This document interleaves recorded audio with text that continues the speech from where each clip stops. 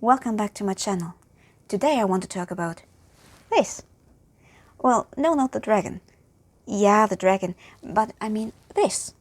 The arguably coolest flag in existence. The Welsh Red Dragon, U Draigwch.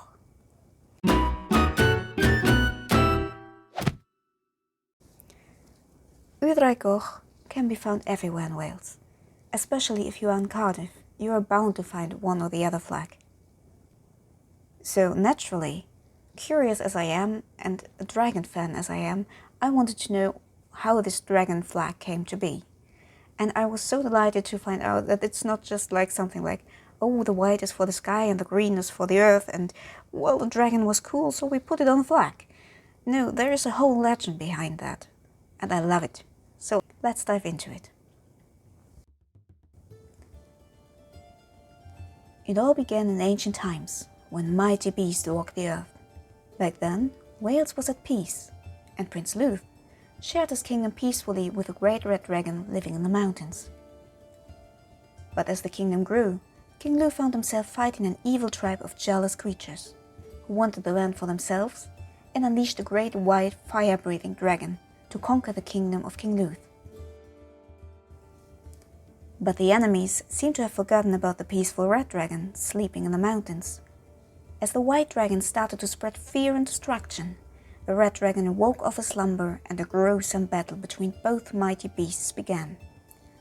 Sharp claws ripped deep wounds, sharp teeth left painful marks, and at some point both beasts fell to the earth where they were still locked in combat. The battle went on, and with every wound and every provocation of the enemy, one of the dragons screamed so gruesomely that animals which heard that scream dropped dead and pregnant women lost their children. They fought and trampled over fertile fields, turning it infertile and causing plants to wither away. This went on for years, and King Lew grew desperate. He knew no way to save his kingdom, and so he traveled to France to get counsel of his wise brother, King Llewellys. To make a long story short, in the end a huge pit was dug, filled with meat and covered with cloth. The dragon, still fighting, fell into it, drank the meat and fell into a drunken slumber. They were tied up and buried in a stone vault deep below a mountain in Snowdonia, where they slept for centuries. But this is not the end of the story. Years and years later, the British King Vortigern came to that very region to build a mighty fortress. For a while, everything seemed to be normal, but at some point, every night the walls of the fortress crumbled and fell down again. The king grew angry.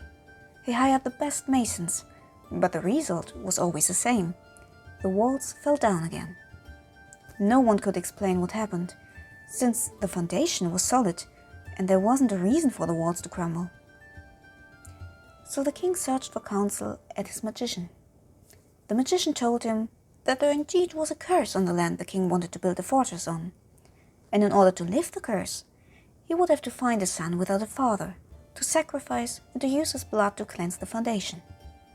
Vortigern, eager to finally build his fortress, sent his men to search for such a boy, and indeed they found a fatherless boy in Carmarthen, in the south of Wales.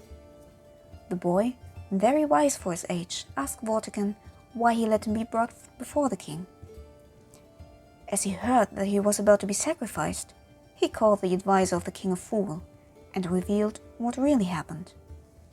He told the king that under the mountain where the king tried to build the fortress upon, there is a cave with 2 sleeping dragons, and every time they wake, they cause the walls to fall down again.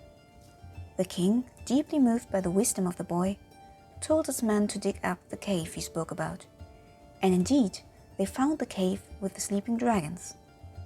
But as soon as the cavern was opened, the 2 dragons broke free again and started fighting again.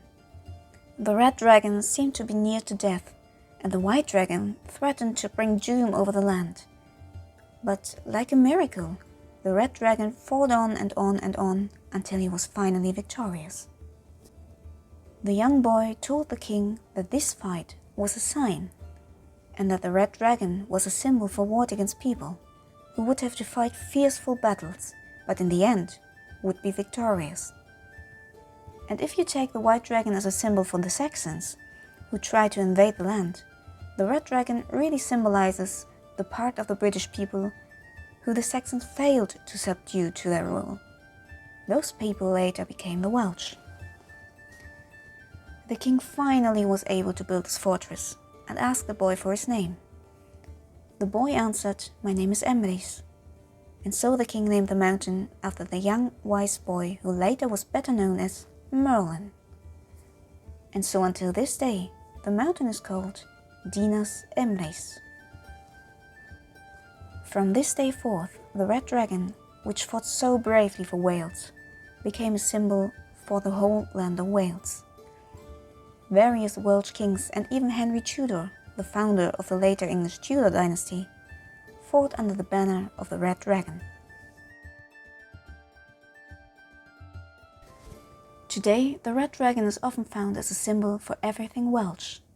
You find him on the emblems of sport clubs, as well as a symbol of many other public and private institutions of Wales.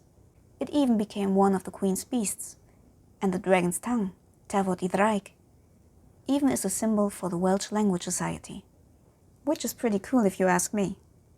And as this little fella proves, which I adopted in Cardiff Castle in Wales, well, the Welsh seem to be very happy with it.